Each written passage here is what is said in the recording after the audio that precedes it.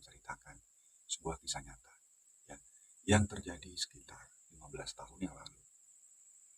Tak perlu berlama-lama lagi, langsung saja kita menuju ke alur ceritanya. Seperti biasa, untuk nama, lokasi, dan tempat akan kami samakan untuk kepentingan bersama. Sebut saja di sini namanya Pak Toto. Pak Toto ini mempunyai istri, namanya Bu Siti. Nah, mereka ini sudah menikah sekitar 7 tahun, tapi belum dikaruniai seorang anak. Dan akhirnya, si Pak Toto dan Bu Siti ini sering menangis dan bersedih karena ingin mempunyai seorang anak. Dan akhirnya, pada suatu hari, si Pak Toto ini mempunyai adik, namanya Pak Rudi. Pak Rudi ini mempunyai anak 5. Nah, akhirnya, si Pak Toto ini punya inisiatif, bilang sama Pak Rudi, Rud, ya ada apa mas? Itu anak kamu yang terakhir, boleh nggak saya rawat? Nanti saya akan anggap seperti anak saya sendiri. Yo, itu ya mas. Tapi ya saya nggak mau mutusin sendiri mas. Saya mau tumpukan sama istri saya mas. Iya, saya tunggu ya beritanya secepatnya ya Rud. Iya mas. Dan akhirnya si Pak Toto ini bilang sama istrinya Bu Siti, Bu, tadi aku temu sama Rudi Bu. Dan saya bilang sama si Rudi, itu anaknya yang terakhir akan saya rawat. Karena siapa tahu dengan merawat anaknya Rudi, nanti kita bisa mendapatkan hati. Oh iya, kata si setelah Pak Rudi ini rembukan sama istrinya, akhirnya si Pak Rudi ini datang ke rumahnya Pak Toto. Tok tok tok tok tok tok. Assalamualaikum. Iya siapa? Saya Mas Rudi. Sini Rud, Mas Rud. Gimana Rud? Ini tadi saya sudah rembukan sama istri saya. Istri saya setuju. Nah, gimana dengan kalian berdua? Oh ya saya seneng banget. Ya, besok nanti anak saya akan saya bawa ke sini. Ya, ya. Dan akhirnya esok hari pun tiba. Dan akhirnya anaknya Pak Rudi yang namanya Mas Agus ini diasuh oleh keluarganya Pak Toto. Ya. Berlanjut ke hari-hari berikutnya, si Agus ini tumbuh dewasa karena si Pak Toto ini ekonominya ini sangat baik. Jadi si Agus ini minta apa saja dituruti. Nah, dengan berkembangnya waktu, si Agus ini tumbuh dewasa dan menjadi anak yang pintar. Nah, di sisi buruknya si Agus ini, kalau minta apa saja, ini harus keturutan. Dan akhirnya si Agus ini lulus SMA. Dia bilang sama bapaknya yaitu Pak Toto, Pak, ada bagus. Ini loh Pak, saya ingin melanjutkan kuliah Pak di luar negeri Pak. Boleh nggak Pak? Iya boleh. Kalau Bapak itu pengen kamu jadi yang terbaik, saya pengen kuliah di luar negeri Pak. Oh ya nggak apa-apa. Nanti diurus Pak soal biaya. Siap. Dan akhirnya seminggu kemudian si Mas Agus ini kuliah di luar negeri. Setelah berangkat ke luar negeri, Pak Toto dan istrinya ini bilang, Bu, kita walaupun sudah mengasuh anaknya Rudi, tapi kita kok belum diberi momongan ya Bu. Kata si Pak Toto kepada Bu Siti, ya sabar mas, namanya rezeki kita belum dikasih momongan ya apa-apa, yang penting kita sudah punya si Agus. Ya tapi gitu ya mas, Agus kok orangnya ini keras kepala, kalau minta apa-apa harus dituruti ya mas. Kata si Pak Toto, ya mungkin kebiasaan dari kecil Bu, kalau minta apa-apa diturutin. Iya. Nah, ini kan rencananya kan kalau nanti Agus pulang dari luar negeri, ini usaha saya mau saya kasih kepada si Agus. Nah, rencananya saya tanah yang ada di kampung sebelah itu akan saya wakafkan Bu untuk pembuatan masjid, karena saya lihat di situ belum ada masjid Bu. Warga-warga di situ kalau mau sholat itu kebanyakan datang lagi ke tetangga sebelah Bu. Oh ya nggak apa-apa Pak, kalau Bapak niatnya baik ya saya dukung. Tapi nanti Agus dikasih tahu Pak. Oh iya dong, nanti Agus kalau dia udah pulang nanti saya beritahu.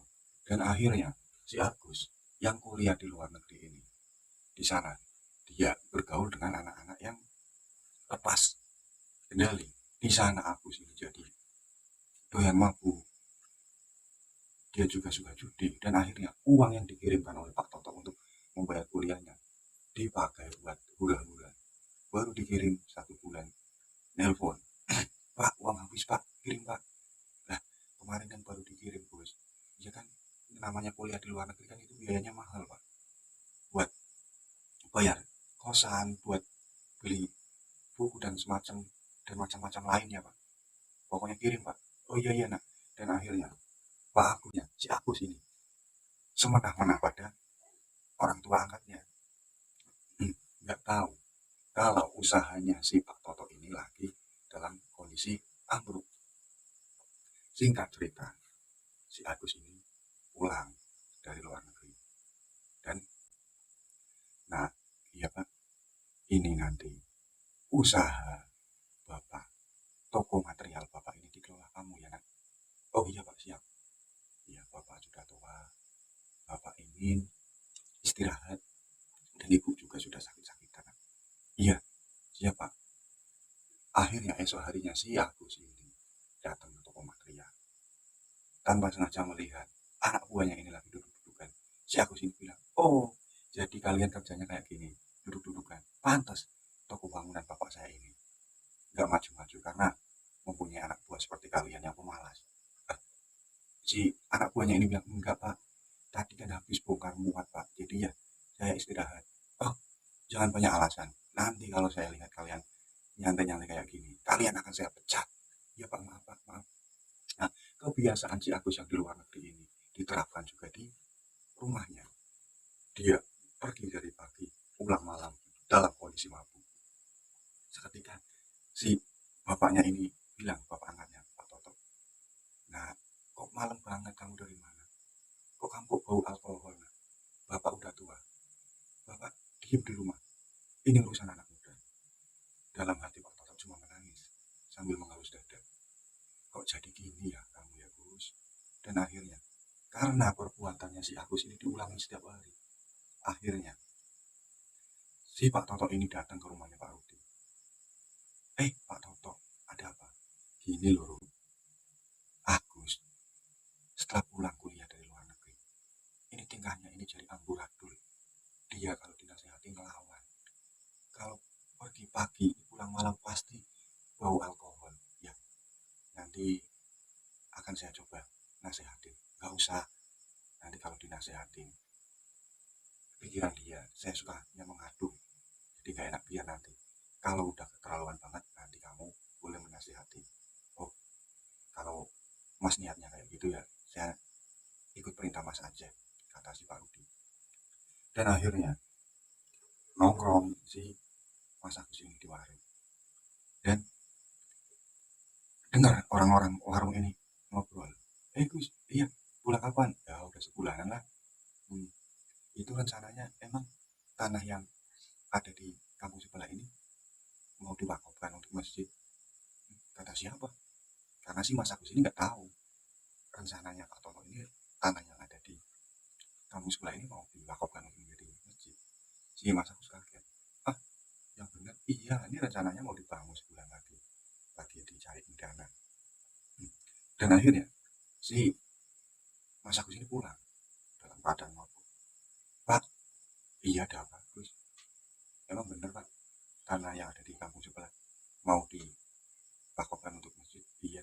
Terus Bapak kamu bilang sama saya dulu, tanah Bapak ya tanah saya juga, jadi Bapak harus rembukan dulu sama saya Pak. Ya kalau kayak gitu ya gak usah rembukan Gus, jangan, namanya mau niat baik.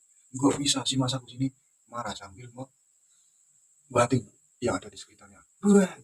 Seketika Pak Toto ini kaget, dan Pak Toto ini mengalami kayak serangan jantung. Pak Toto meninggal. Akhirnya berita meninggalnya Pak Toto kena serangan jantung karena si Agus ini sering berbuat lost control di rumah. Ini akhirnya terdengar oleh Pak Rudi, dan Pak Rudi ini karena saking keselnya ini bilang, Gus, kamu ini keterlaluan Gus, kamu sekarang jadi kayak gini, bapak kamu kena serangan jantung itu karena tingkah kamu yang gak mau dinasehatin. Kamu tahu gak, sebenarnya kamu ini anak saya, karena saya kasihan kepada kakak saya, yaitu Pak Toto. Kamu ini diasuh oleh Pak Toto, tapi apa balasan kamu? Setelah kamu dibiayain kuliah di luar negeri, minta apa saja kamu dikasih. Balasan kamu kepada orang tua angkat kamu seperti itu. Bu Siti ini cuma menangis karena Bu Siti ini ternyata terkena stroke. Dan setelah meninggalnya Pak Toto ini, kelakuan aku sudah berubah, malah semakin menjadi-jadi. Toko materialnya ini dijual, uangnya buat foya-foya. Nah, dan akhirnya sertifikat tanah, yang tanahnya ini mau diwakafkan, itu rencananya mau dijual. Akhirnya ketemu salah satu seorang yang minat sama tanahnya sih Pak Toto yang ada di kampung sebelah. Diantar sama si Agus, ini Pak, kalau Bapak minat sama tanah keluarga saya, bawa sini uangnya 200 juta. Nanti sertifikat rumahnya ini akan saya kasih kepada Bapak. Dan akhirnya si pembeli ini cek lokasi ke tempat. Dan warga sekitar bilang kayak gini, Pak, ini itu sudah mau diwakafkan Pak. Rencana pembangunnya ini sebulan lagi. Bapak jangan mau membeli tanah ini Pak. Kata si pembeli ini, ah bodo amat. Ini saya kalau beli 200 juta, nanti saya laku lagi dijual 300 juta. Si Mas Agus ini, sini DP dulu nggak apa-apa. Nanti seminggu lagi pelunasan. Nah, akhirnya warga-warga sekitar ini marah, murka kepada si Agus. Dan akhirnya ngadain kayak kumpulan ya. Warga-warga kumpul. Dan akhirnya si Agus ini diundang. Pak RT bilang kayak gini, nih buat warga, kalau gimana kalau kita iuran untuk membeli tanahnya Pak Toto atau yang sekarang dimiliki oleh Mas Agus ini agar terlaksana membuat masjid. Akhirnya warga-warga sekitar karena saking ingin punya masjid dan ingin mendapatkan tanah ini, akhirnya iuran ada yang 1 juta, ada yang bahkan 50 juta, ada yang 10 juta, dan akhirnya terkumpul uang 200 juta. Si Agus di sini bilang, gimana? Udah ada uangnya belum? Warga menjawab, sudah. Nah, sini uangnya. Dan ini sertifikatnya. Akhirnya uang 200 juta ini dikasihkan kepada si Agus dan sertifikatnya dikasihkan kepada warga. Dan setelah si Mas Agus ini membawa uangnya, dia pulang. Langsung dia mau pergi lagi, mau poya-poya ke tempat biasa dia minum. Di perjalanan, si Mas Agus ini kecelakaan. Mas Agus tabrak kereta dan motornya hancur, sama Mas Agusnya juga hancur. Akhirnya Mas Agus meninggal dengan kondisi badan yang gak utuh. Akhirnya Mas Agus dimakamkan. Proses dimakamkan itu ada-ada saja. Ada hujan lebat, ya. Waktu hujannya reda, liang lahatnya ini diukur udah pas. Ini masih kurang panjang lagi, digali lagi. Dan akhirnya karena udah dipanjangin masih kurang lagi, akhirnya Pak Ustadz bilang kepada Pak Rudi, gimana nih Pak? Ya, udah dikuburin aja, kata si Pak Rudi. Mungkin ini karena semasa hidupnya dia sering membuat orang sakit hati jadi kayak gini. Ya pokoknya saya udah maafin. Dan Bu Siti ini karena dia cuma mengganggu sambil nangis. Yang diartikannya dia udah memaafkan. Dan akhirnya si Mas Agus ini dimakamkan. Dan uang yang kemarin 200 juta ini yang cuma masih kepake 2 juta langsung dikasihkan kepada warga lagi. Yang ngasihin Pak Rudi, ini loh Pak RT, kemarin yang uang hasil dari kalian semua yang dikasihkan kepada anak saya mewakili keluarganya Pak Toto, keluarga almarhum Pak Toto dan Bu Siti ini mau mengembalikan. Kata warga dan Pak RT, terima kasih, nanti uang ini akan saya gunakan untuk membangun masjid. Iya, kata Pak Rudi, maafin ya atas kelakuan anak saya. Iya, saya sudah memaafkannya dan warga juga sudah memaafkannya. Dan akhirnya terlaksana membuat masjid. Dan semoga amal, ibadah dan perbuatan si Pak Toto di masa hidupnya ini bisa diterima di sana. Dan semoga apa yang sudah dilakukan oleh Mas Agus bisa dimaafkan oleh yang di atas dan oleh warga sekitar. Akhir cerita dari saya seperti ini ya. Semoga cerita ini bisa bermanfaat. Akhir kata, wassalamualaikum warahmatullahi wabarakatuh. Curhat misteri.